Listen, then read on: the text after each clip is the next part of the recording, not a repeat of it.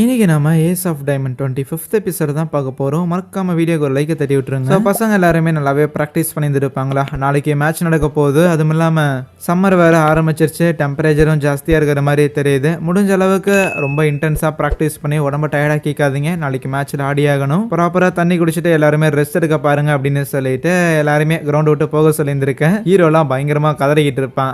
அதுக்குள்ள ட்ரைனிங்கை முடிச்சுட்டாங்களா அப்படின்னு. அதுவே கேப்டன் வைஸ் கேப்டன் மசுக்கு அப்படின்னு சொல்லி இவங்க எல்லாருமே அந்த ஷன்னோட பவுலிங்கை அந்த வீடியோஸ் எல்லாத்தையும் பார்த்துருப்பாங்க.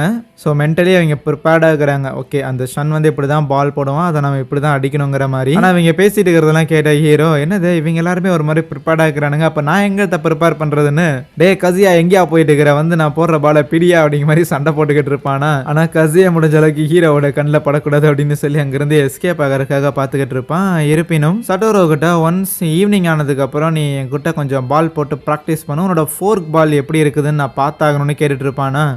ஏன் ஈவினிங் ஆனதுக்கப்புறம் அப்படின்னு சட்டோரோவும் யோசிக்கும் போது அந்த இடத்துல நின்றுட்டு கோச், டீச்சர், கிறிஸ் அப்படின்னு சொல்லி இவங்களுமே நோட்டீஸ் பண்ணியிருந்திருக்காங்க. சட்டோரோவுக்கு வெயில் ஜாஸ்தியாக பயங்கரமா பாடி டயர்ட் ஆகுதுங்கிற விஷயத்த. ஆகையால் கோச் கவாகாமி கிட்ட நாளைக்கு கொஞ்சம் ஏர்லியாவே நீ மேட்ச்ல இறங்குறதுக்கு தயாரா இருந்துக்கோங்கிற மாதிரி சொல்லுவாரு. சட்டோரோ திறமசாலியான ஒருத்தன் தான், இருந்தாலும் அவன் ஒருத்தனை வச்சுட்டு மட்டும் ஒரு மேட்ச்ல ஜெயிக்க முடியாது. ஒவ்வொருத்தருக்கும் ஒவ்வொரு வீக்னஸ் இருக்கலாம். ஆனால் அந்த வீக்னஸை சரி பண்றதுக்காக டீம்ல இருக்கிற மத்தவங்களோட உதவி தேவைப்படும். ஸோ டீம்ல இருக்கிற எல்லாருமே ஸ்ட்ராங்கா இருந்தா தான் வாய்ப்பு உண்டு. அன்னைக்கு ஈவினிங்க்கு மேல சூரியன்ல மறைஞ்சதுக்கு அப்புறம் சும்மா மினாட்டோக்கு அவங்க என்ன பிராக்டிஸ் கொடுத்துக்கிட்டு இருப்பான். எந்த மாதிரியான பால் வந்தாலுமே அதை எப்படி ஸ்டொக் வச்சு ஆடணுங்கிறத கூடவே சொல்லுவான். நாளைக்குல நீ டக் அவுட்ஸ்ல பாதி மேட்ச் வரைக்கும் சும்மாலாம் உட்காந்துட்டு இருக்கணுங்கிற அவசியம் இருக்காதுன்னு நினைக்கிறேன். முடிஞ்ச அளவுக்கு கோச் இருக்கிற பிளேயர்ஸ் யாரெல்லாம் பெட்டரா பெர்ஃபார்ம் பண்றாங்களோ அவங்க எல்லாரையும் இறக்கி விடுவாரு. கண்டிப்பா நீ பெட்டரா பெர்ஃபார்ம் பண்ணியிருந்திருக்க, அதனால நீயுமே மேட்ச்ல இறங்குறதுக்கான எல்லா வாய்ப்புகளும் இருக்குதுங்கிற மாதிரி சொல்லிட்டு இருப்பான். சோ இப்படி ரொம்ப நாள் கழிச்சு அண்ணங்கிட்ட பேசுற மாதிரி இருக்கேன்னு சொல்லிட்டு மினாட்டோக்குள்ள பயங்கர ஜாலி. அதுவே ஹீரோவுக்கு பவுலிங் பிராக்டிஸ் பண்றதுக்காக அந்த சிஞ்சிங்கிற ஃபர்ஸ்ட் இயர் பையனும் கிறிஸும் ட்ரைனிங் கொடுத்துட்டு இருப்பாங்களா. ஆனா அப்போ அந்த சிஞ்சிக்கு ஹீரோவோட பால் எப்படி வருது அப்படிங்கறது எதையுமே பார்க்க முடியல. என்ன பால் மூவ் ஆகுது அப்படின்னு ஆச்சரியப்படும் போது அதுக்கு கிறிஸ் சொல்லுவான், பால் மூவ் ஆகுதுங்கிறத உன்னால பார்க்க முடியுதா, ஆனா அது எப்படி மூவ் ஆகுதுங்கிறத அவனுக்கே தெரியாது, போடுறவனுக்கே. ஸோ இப்போ அதை கண்டுபிடிக்கிற முயற்சியில தான் நம்ம ஈடுபட்டு இருக்கிறோம்னு சொல்லிட்டு ஹீரோவை முடிஞ்ச அளவுக்கு அந்த சீம்ல வந்து எப்படி மாத்தி போடணும் அப்படிங்கலாம் இன்ஸ்ட்ரக்ட் பண்ணிட்டு இருக்கேன். நாளைக்கு மேட்ச் வச்சுக்கிட்டு என்னடா பண்ணிட்டு இருக்கிறீங்கன்னு சொல்லிட்டு நம்ம கோச் அந்த இடத்துக்கு வருவாரா. ஸோ இருக்கிற எல்லாருமே மன்னிப்பு கேட்கும் போது கோச்சுமே சரி ஒன்றும் பிரச்சனை இல்லைன்னு செஞ்சுக்கிட்டு இருந்து பேட்டையும் ஹெல்மெட்டையும் வாங்கி மாட்டிக்கிட்டு சரி இங்க ஒரு பால் போட பார்ப்போம் அடிக்கலாம் அப்படின்னு சொல்லும் போது ஹீரோக்கே பதறிடும். ஐயா நான் எந்த லட்சணத்துல போடுவேன் அப்படின்னு எனக்கே ரொம்ப நல்லா தெரியும். நீங்க வெறும் ஹெல்மெட்டை மட்டும் மாட்டிட்டு நிக்கிறதுங்கிறது சரி இல்லைன்னு சொன்னாலும் ஒன்றும் பிரச்சனை இல்லை, இன்சைட்லயே பாலை த்ரோ பண்ணு அப்படின்னு சொல்லுவாரு. லைக் ஸ்ட்ரைக் ஜோன்ல முடிஞ்சா போடுங்கிற மாதிரி. ஆனா கிறிஸுக்கு புரியுது ஏன் கோச் இப்படி பண்றாருன்னு. ஏன்னா எப்படியும் சட்டோரோ வெயில் பயங்கர ஜாஸ்தியா இருக்குது. ஒரு 2-3 இன்னிங்ஸ்லயே அவன் சீக்கிரமா டயர்ட் ஆகிறதுக்கான நிறைய வாய்ப்புகள் இருக்குது.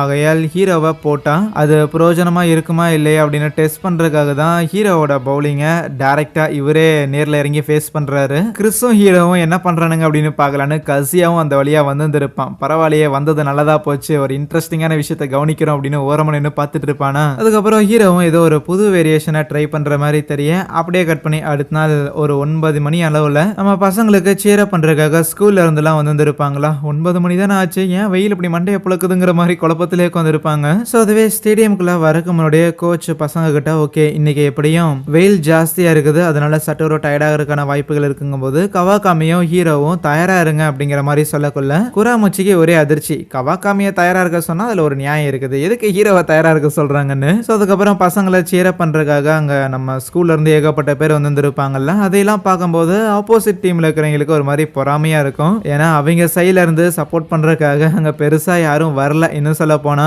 அவங்க ஸ்கூல்ல இருந்து ஒருத்தர் கூட வரல. இருக்கிற எல்லாருமே லைக் ஆல்மோஸ்ட் அந்த இயர் ரெண்டு வரப்போகுது, எக்ஸாம்ஸ் எல்லாம் இருக்கு, படிக்கணும் அப்படின்னு லைக் ஒருத்தன் கூட இந்த இடத்துக்கு வரல. ஈவன் இந்த பசங்க ஸ்போர்ட்ஸுக்கு இம்பார்ட்டன்ஸ் கொடுக்குறானுங்கள, இந்த விஷயம் அந்த பசங்களோட பேரண்ட்ஸுக்கு கூட பிடிக்காது. இப்படிப்பட்ட ஒரு பெரிய ஸ்கூல்ல ஒன்று சேர்த்து விட்டதுக்கான காரணம் ஸ்போர்ட்ஸ் ஆடுறதுக்காக கிடையாது, ஒழுங்கா படிடா அப்படின்னு சொல்லியிருந்திருப்பாங்க.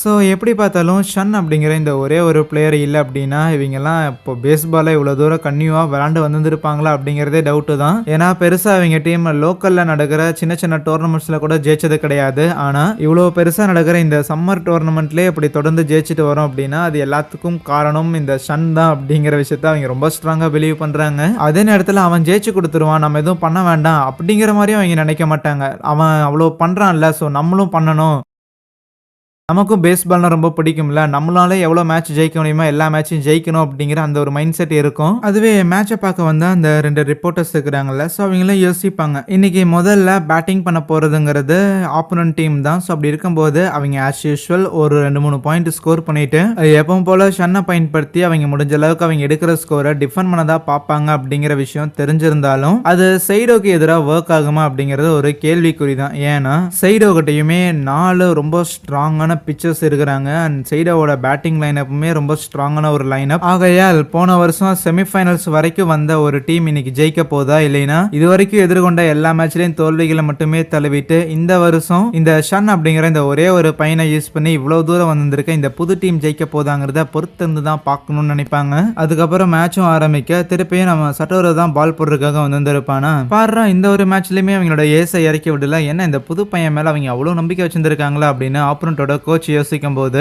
அதுக்கு ஷன் அந்த சட்டோரோ மேல அவ்வளோ நம்பிக்கை அப்படிங்கறத தாண்டி இதுக்கு முன்னாடி ப்ரீவியஸா இந்த சைடோ 2 மேட்ச் ஆடி இருந்திருப்பாங்கல்ல, அந்த 2 மேட்ச்லயுமே 5 இன்னிங்லே ஹீரோஸ் பயங்கர லீடிங் எடுத்திருப்பாங்கல்ல, லைக் 10-0 15-0 அப்படின்னு. ஸோ அந்த அளவுக்கு லீடிங் எடுத்திருக்காங்க அப்படின்னா சரி எதுக்கு 9 இன்னிங்ஸ் ஆடிக்கிட்டு இதோட மேட்சை முடிச்சுக்கலாம் அப்படின்னு 5 இன்னிங்ஸ்லேயே மேட்சை முடிச்சிருந்திருப்பாங்க.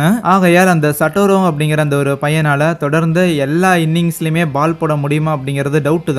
அதனால கூட அந்த பையனை முதல்ல இறக்கி விடுறதுக்கான வாய்ப்புகள் இருக்குங்கிற மாதிரி அந்த ஷன் ப்ரெடிக்ட் பண்றான். சரி எப்படி நம்ம மிஷின்ல ட்ரைனிங் எடுத்துருக்கோம்ல, எப்படியும் பால் அடிச்சிடலாம் அப்படின்னு ஆப்போனன்ட் பேட்ஸ்மேனுமே அந்த இடத்துல தயாரா இருந்தா சட்டோரோ ஒரு ஹை பால் ஒன்று போடுவானா, அது கரெக்டா ஸ்ட்ரைக் ஜோனுக்குள்ள வராது. அது என்னதான் பால்னு கவுண்ட் ஆனாலும் அதை அடிக்கல அப்படின்னாலும் ஒன்றும் பிரச்சனை கிடையாது. லைக் அது ஒரு பவுன்சர் அந்த மாதிரி கணக்குல வந்துடும். ஆனா பேட்ஸ்மேன் என்னடா அது இவ்வளவு வேகமா போடுறானே அப்படின்னு ஆச்சரியப்பட்டு இருந்தாலும் அந்த பாலை பார்த்து பயப்படல. ஏன்னா அடுத்து தொடர்ந்து அதே மாதிரி இன்னும் ஒரு 3 பாலை போட்டிருந்திருப்பான். ஸோ மொத்தமா 4 பால் இதே மாதிரி ஒரு ஹை பாலா போட்ட காரணத்தால ஆட்டோமேட்டிக்காவே பேட்ஸ்மேன் ஃபர்ஸ்ட் பேஸுக்காக ப்ரொமோட் ஆயிடுவான். ஆனா ஏன் இந்த 4 பால்ல ஒரு பாலை கூட அடிக்கிறதுக்கு பேட்டை கூட ஸ்விங் பண்ணவே இல்லை அப்படின்னு சொல்லி எல்லாருக்கும் ஒரே கேள்வி. ஈவன் 2ஆவதா வர பேட்ஸ்மேன் கூட பால் அடிக்கிறதுக்காக ட்ரை பண்ண மாட்டான். ஸோ அப்பதான் இவங்களுக்கு புரியுது ரைட்ரா சட்டோரோவை தொடர்ந்து பால் போட வச்சு அவனை டயர்டாக்க பாக்குறாங்கிற மேட்ரு. சட்டோரோவாலையுமே எதிர்பார்த்த மாதிரி அந்த இடத்துல ஸ்ட்ரைக் எடுக்க முடியல. அவன் போடுற எல்லா பாலுமே லைக் அங்கிட்ட இங்கிட்ட ஏதாவது ஒரு இடத்துல மிஸ் ஆகி அது எல்லாமே வெறும் பால் கணக்கு தான் ஆயிட்டு இருக்குமே தவிர ஸ்ட்ரைக்குங்கிற அந்த கணக்குல வராம இருக்கும். சட்டோரோ கிட்ட தான் பால் கண்ட்ரோல் அப்படிங்கிறது ரொம்ப கம்மியா இருக்குங்கிறத